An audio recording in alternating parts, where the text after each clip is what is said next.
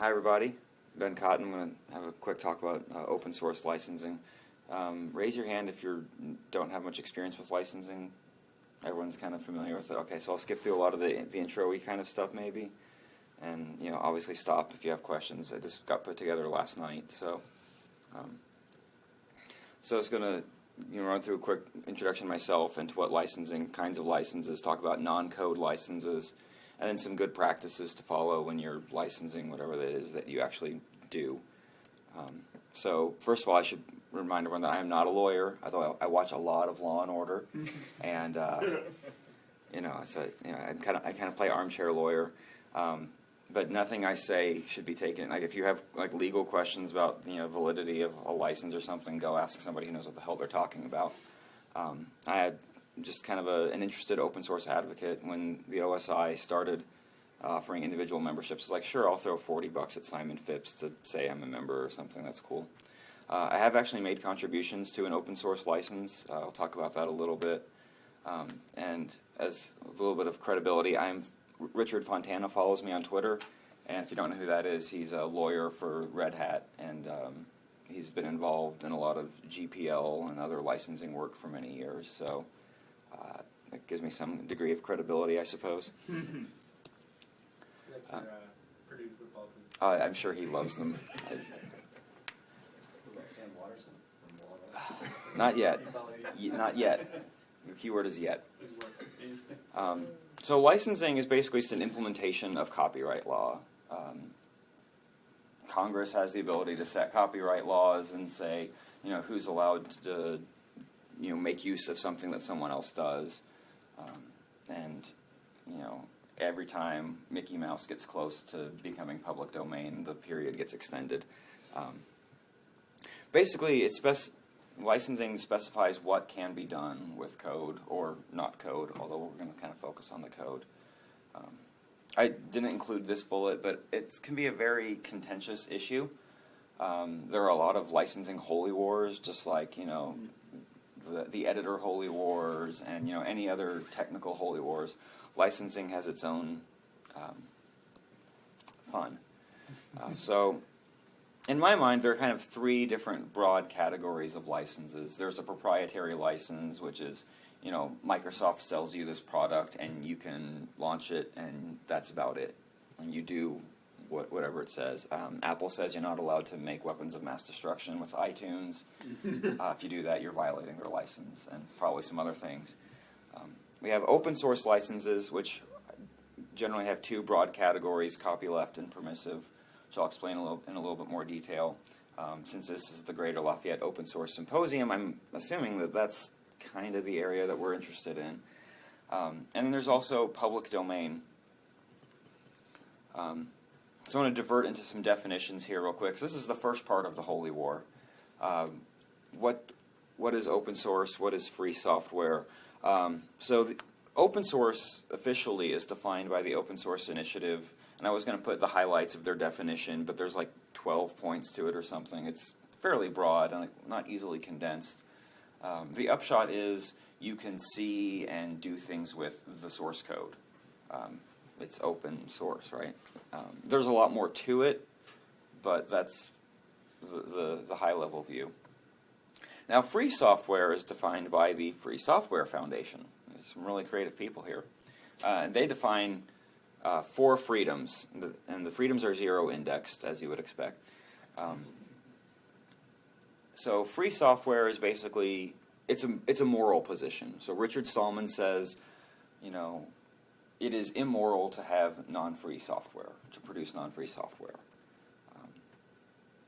If you happen to hear him talk before, he was at Purdue a couple years ago, he has a very absolute stand on this kind of thing. And he thinks that you should not only be able to run the program, which just about any software license allows you to run the program. That's kind of why you have it. But you can study how it works and change it. You can give copies to your friends, and you can give modified copies to your friends. If it doesn't meet those 4 definitions, it's not free software. But you notice none of those freedoms include price. So there's the whole free as in freedom versus free as in beer.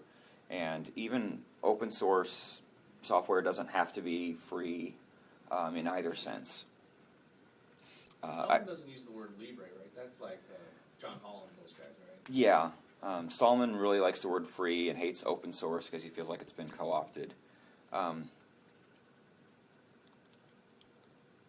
So yeah, not free in either sense.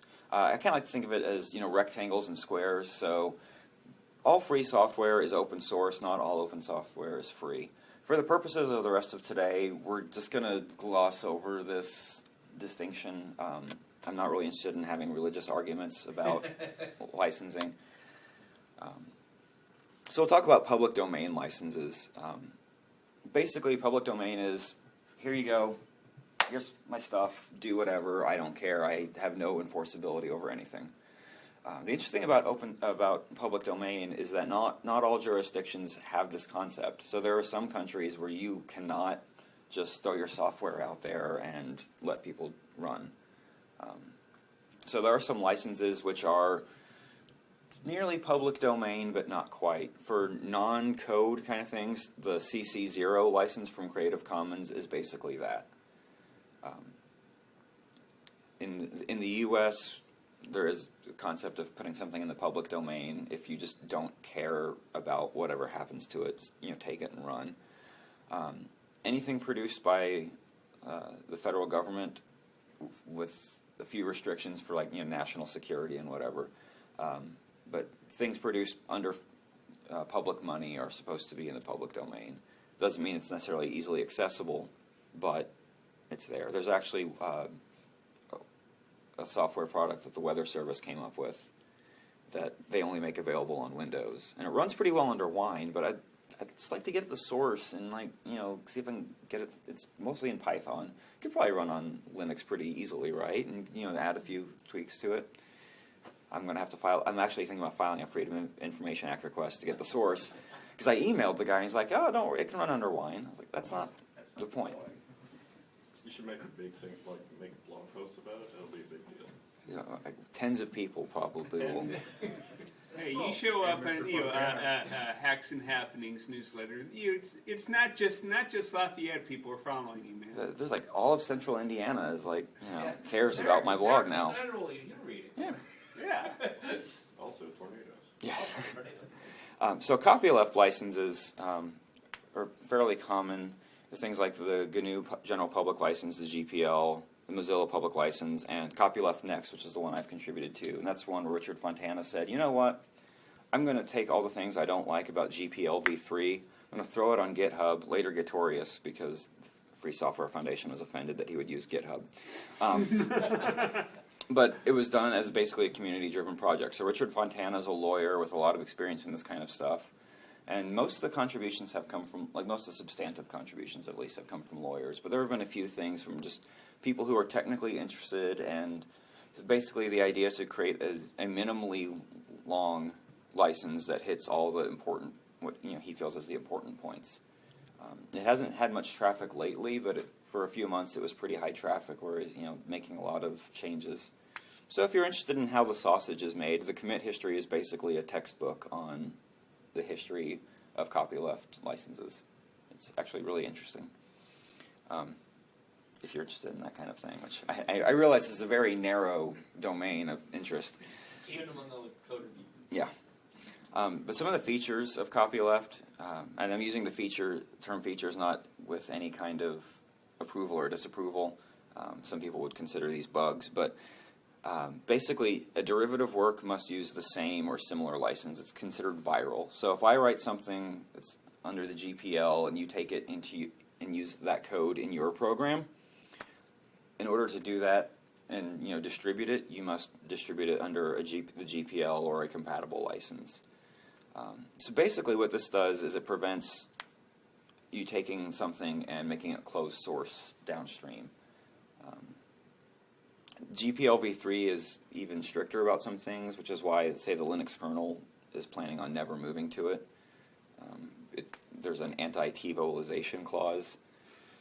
That's what everyone calls it. But it basically has to do with creating binary blobs around things, I believe, and incorporating them into the kernel. And it's the main reason why Android is nominally open source. Whenever Google, feels like the need to start throwing stuff over the wall, which is actually a whole separate talk about how you release source. But so permissive licenses, like the Apache, MIT, BSD license, generally they require attribution and copyright notice. So you have to say, this code was written by Ben Cotton, and here he is, and he's awesome. But it allows flexibility for downstream projects. So you could take BSD licensed code and put it in your super awesome proprietary app and sell it and never give anybody the source. Some people really like this. Other people, like Richard Stallman, says this is like, okay, I wrote this code and you're just going to take it and make it immoral. What the hell's up with that? So when you're choosing a license, you have to consider what's important to you. If you see see it as a moral obligation, that's the end of the decision process, right? Like if you feel like you're morally obligated for software to be free, you're going to choose a copyleft license and you're going to be done with it. Or you're not going to write anything at all. But there's other factors. So research has shown that there's a higher level of developer engagement in the more permissive licenses. Well, I actually thought that said developer enragement, and I also thought that was an important consideration. Well, so developer enragement's important. I don't know that there's any correlation between license choice and developer enragement. Oh, I disagree. Well, okay, yeah. There hasn't been a proven one. Isn't enraged developers kind of a default state? Yes, that's true. Right. That's profane. So consider part of the reason the developer might be more engaged in a permissive project is because they can take that code and maybe be a little less open about it, or completely less open about it.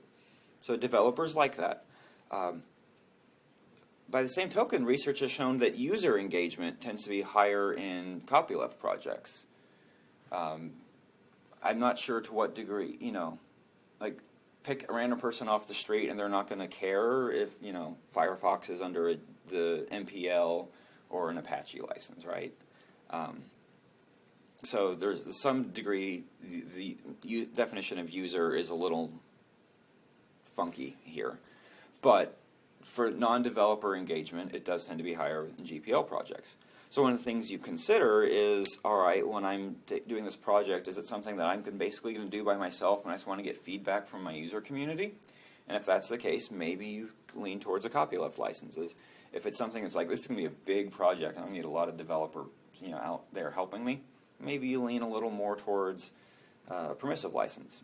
Maybe you flip a coin. So I'm going to divert again and talk a little bit about my proposed master's thesis. I'm still waiting on my advisor to acknowledge the fact that he's received an email from me in the past few months. But my thesis is going to be comparing software quality between copyleft and permissive projects. Is there a substantial difference? Given that, okay, well, more developers means more people working on bugs. More users mean more people reporting bugs. You can't fix the bugs you don't know about. So there are arguments to be made in either direction. I want to see, is there anything to it? Does it all kind of work out the same? So we'll see. And if we get to the end and you want to ask more questions about that, I can talk more about it then. Like I said, though, licenses are not just for code. Anything you make is copyrightable, right? So you take a picture, copyrightable. You write a short story. So, if you're designing a website, the code for the website is different than the content of the website. And anyone who doesn't think that should get the hell out of here and go smash their face into a wall.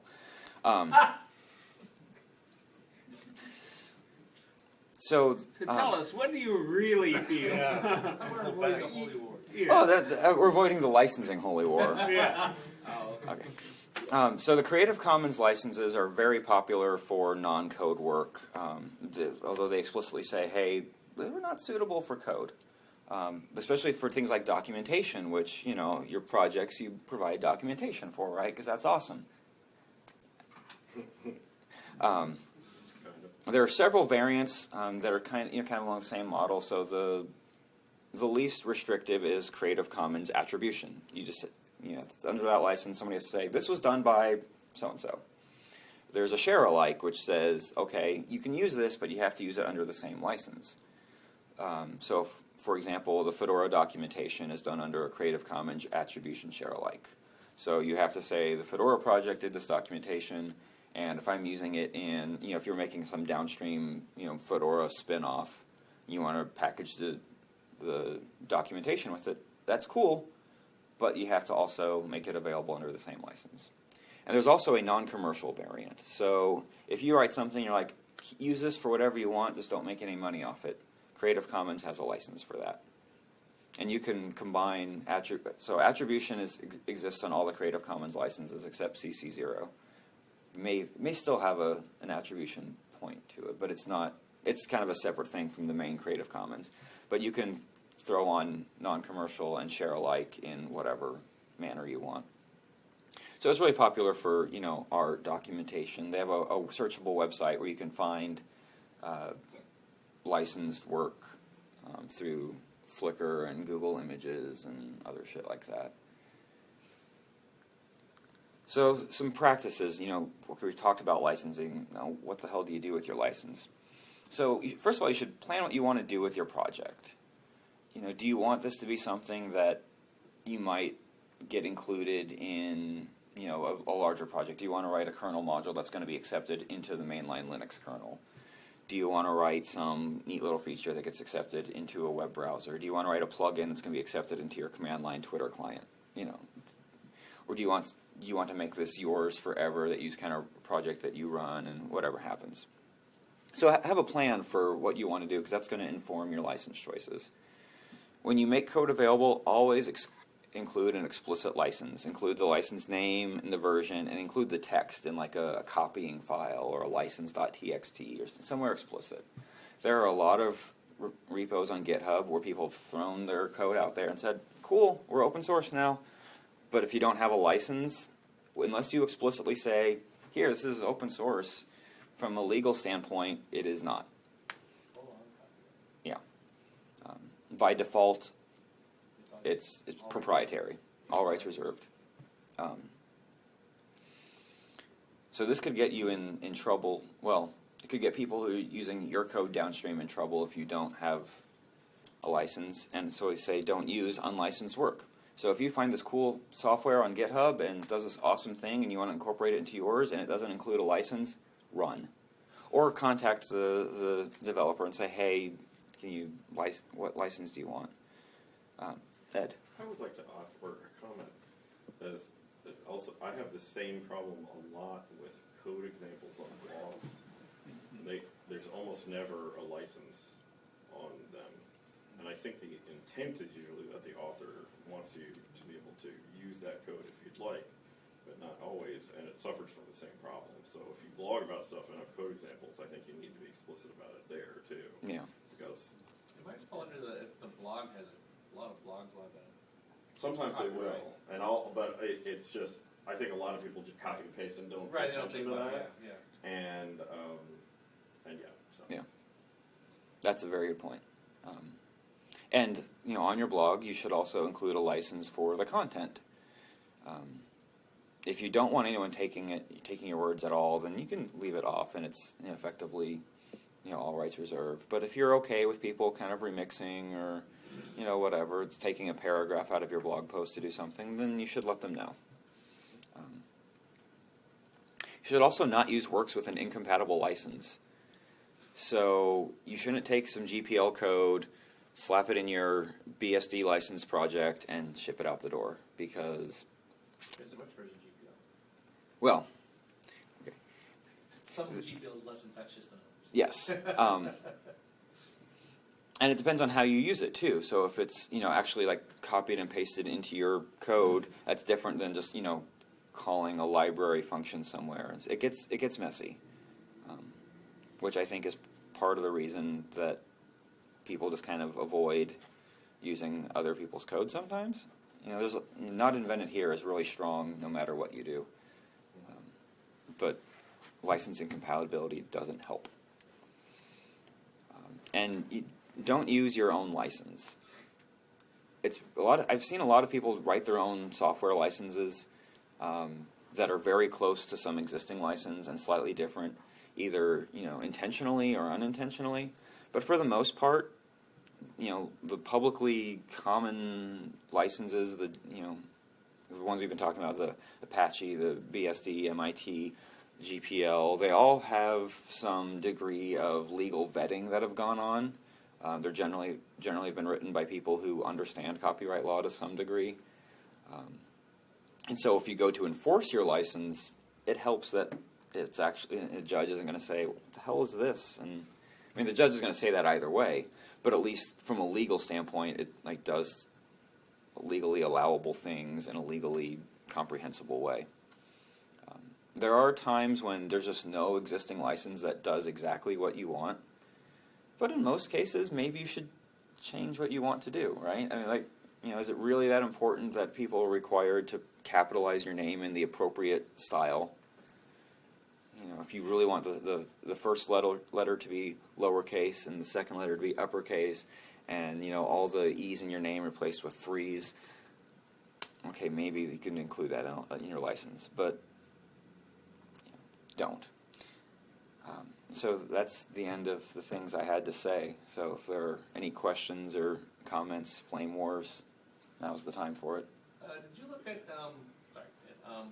in your dissertation, I want to say it's around Pro 5.8 or Pro 5.10, they actually read, because I think Pro is dual licensed, you could use like one of the GPLs or Pro's artistic license. Mm-hmm. I think it was around 5.8, they actually reviewed the legalese and actually updated for the artistic license to actually be kind of more enforceable or something like that. There was a change. There was, like I said, Pro had its own license, so to speak, for most of its existence, and then they realized, oh wait, the artistic license is kind of not quite what you think it is. I really didn't look at that. So as part of my laziness, I'm really So I'm keeping the scope very narrow. So I'm only looking at software license under a single license. First of all, well, your scope is not worried about. Yeah. You're looking at quality as it relates to license versus. Yeah. And I'm restricting myself to, the top 10 most popular licenses as defined as given by the OSI, and right. So basically the end result is going to be mostly meaningless bullshit, but it'll be. It's a dissertation. Yeah, but it's going to be academically meaningful, and that's the important thing. So that actually brings up one other comment I kind of meant to include, is that you can actually have multiple licenses. So just because you make something available under the GPL doesn't mean you can't go to your friend and say, hey, I'm giving this to you under a more permissive license. Or you can, Or like say, if you do a by attribution share alike not commercial, someone could say, hey, I want to use it in the paper, and then you could license it to them as a commercial. So, There's two things I was going to say. Sure. So if you own the copyright, you can make exceptions however you want if you own the full copyright for something. Now, the thing to keep in mind is that if you've had contributors to your project, they all have to sign off on that too, because they own part of the copyright for everything. Unless they've signed a document that, I can't remember what they call that. Contributor license agreement? Yeah, CLA, yes. So if they sign a CLA, then everything's okay. Like the Zen framework, or PHP framework, the first version of that required anyone who contributed to sign a CLA. And that was somewhat contentious within the PHP community. Anyway, but that's a thing which maybe you can comment on more. The other thing is that you also can have dual license situations where a software, which I'm sure you know, could be offered as GPL or MIT, and you can basically, you allow the person to choose which one they want to abide by. But I don't even know how legally binding that is. But people do that. They'll just say this is dual licensed, and But the thing about the copyright, that's what MySQL did with. MySQL gave the PHP project, all of their code was GPL v2, and because that was not compatible with the PHP licensing stuff, and PHP said, well, we're going to have to pull the MySQL drivers out of the core PHP stuff. MySQL, at the time, this is many years ago, the MySQL copyright owner said, "Oh, well, we'll give you an exception to it." Yeah. So, I'm sorry, there's more you can say, and I'll shut up. No, it's fine. So another option, and I'm not sure how legally enforceable it is, but I've seen it somewhat commonly used, is that you can also accept patches.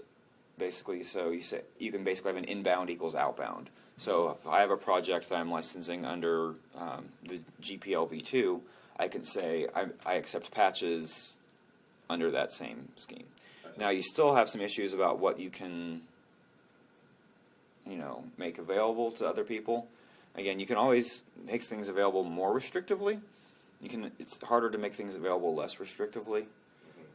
So yeah, if you're planning on taking your project and selling it to someone, as an aside to what you normally provide as an open source, you probably want to have a contributor license agreement, or blame away the code contributed by other people. Yeah, wasn't that a big problem with the VLC release on iOS? I believe so. Yeah.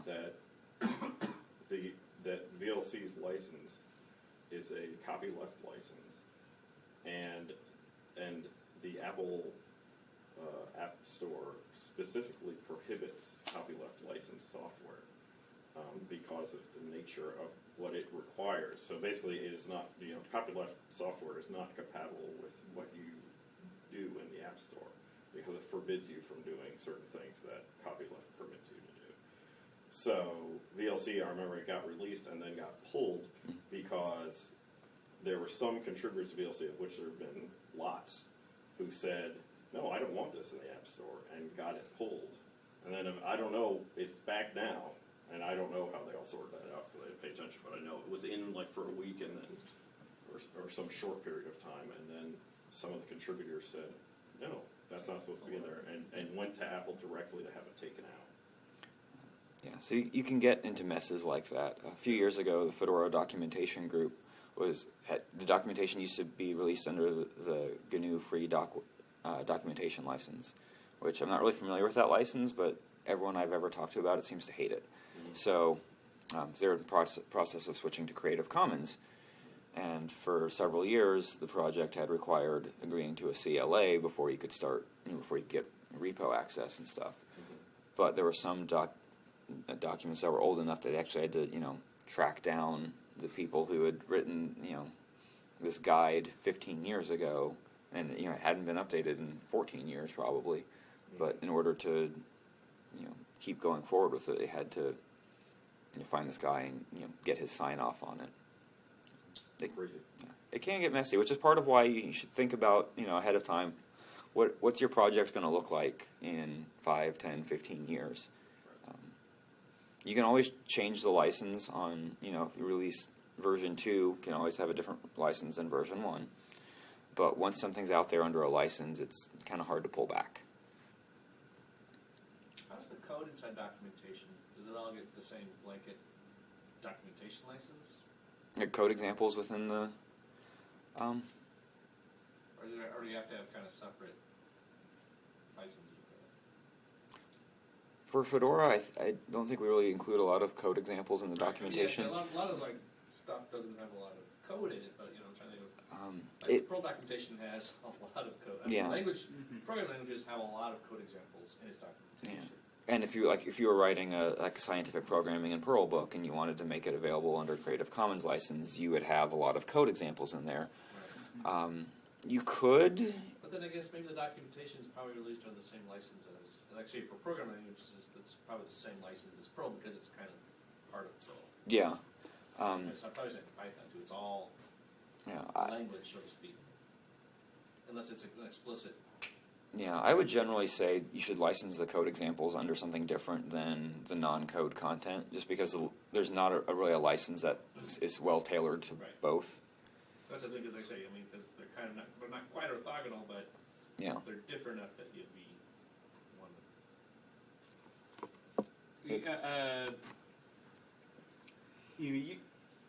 You may write, say libraries or tools, and want those to be, very, as restrictive as you want. But when you put those out, you want your code examples to be probably much more wide open than you're that. Unless you're a jerk. Well, yeah. So,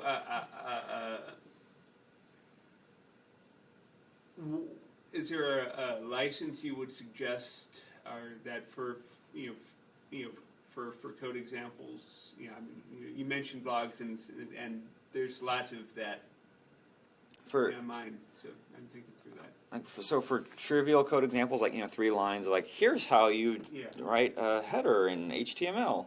Mm-hmm. First of all, that's common enough that unless somebody's taking the exact, you can just ignore that. For small code examples, you maybe just say it's in public domain. Mm-hmm.